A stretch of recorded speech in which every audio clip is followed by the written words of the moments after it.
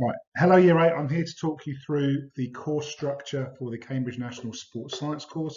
As you're aware from the assembly and obviously the website, there are two choices within PE you can make. One of those is GCSE, and this is the Cambridge National Sports Science, which I'm going to talk you through today. So we're going to start with the course structure for this course. This is more of a coursework-based subject. The coursework element is 60% and the exam element is 40%, whereas GCSE has a far more exam-based weighting. There is an exam with this unit. It is an exam that happens at the end of year 11. I'll talk you through that a bit more in a minute. And there's a mandatory unit that you have to do, and there are two optional units where you are going to study the content for both, be assessed in both, but we will put your best grade through for moderation with an external moderator. So the first unit is R180. This is the unit where we reduce risk of injuries within sport. This is the unit that is an exam-based unit. In terms of this exam, it's an hour and 15 minutes, it's worth 70 marks. Of the overall course grade, this is 40%. So even though it's less than the GCSE, it's still quite a big element based on how you perform in an exam. This exam is terminal, so it happens at the end of year 11. We're focusing here on how different injuries might occur within sport. We look at how warm-ups and cool-downs are really important in trying to help that. And we look at different types of sports injury, how they occur, how they can be treated. We then look at rehab programs and how we help someone recover from injuries, and as well as looking at medical conditions and their impact on sports performance. So that's the exam unit. We can't do that till year 11, so we wouldn't start studying that content till about halfway through year 10. The mandatory unit, which is coursework based, again, is worth 40% of the course. This is looking at principles of training. So we're going to look at different components of fitness, both skill and health. So for skill, agility, balance, coordination, and for health, muscular strength, muscular endurance, cardiovascular endurance, those sort of elements. We're then going to apply the principles of training and decide which components are more important for different sports performers and how our training is going to impact our performance in those sports.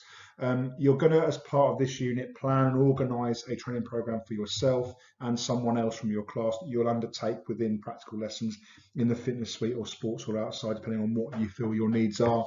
And then as part of the assessment, you're evaluating how well you did from teacher feedback and peer feedback, and then how can you improve that later on if you were to do it again. So again, that's assessed in year 10. We won't start that content until probably the end of year 9, as you've done the other two units first.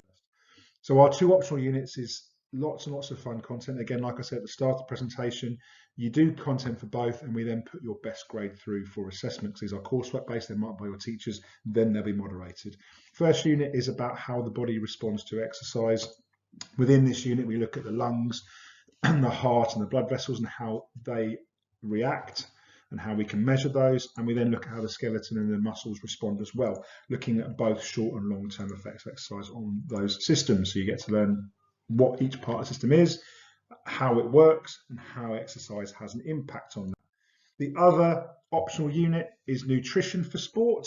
So within this unit, we're going to look in a lot of detail about what is in a good diet, what's in a bad diet, what food groups are important for athletes and which aren't so important. We're going to look at how different athletes might require different diets. So for example, Michael Phelps is probably the most famous swimmer ever, won loads of Olympic gold medals. When he was training, he was eating 12,000 calories a day. Now for you and me, that seems a lot, but obviously for his training needs, he needed that, and we'll understand a little bit about why.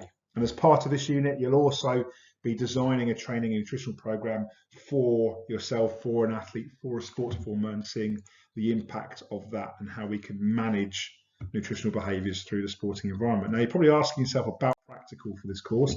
There is practical throughout. So within the principles of training unit, we're doing practical, would be treating sports injuries through practical assessment and looking a bit about how diet might influence it as well through practical settings. But you're also going to have every other week practical PE lessons alongside the GCSE classes where you perform in your footballs, your netballs, your badmintons, your swimming, your rugby, and we'll assess you throughout in those. Now with this course, those grades don't go towards an external grade from an examiner, but they do help to maintain fitness, to maintain performance. So when the units are practical based, they're going to have an element of supporting you within those, but there's less pressure on you in that. And GCSE course, you're assessed in 3 sports and the examiner looks at those in the grades, whereas this course we haven't got the same pressure, but you're still going to have that practical element.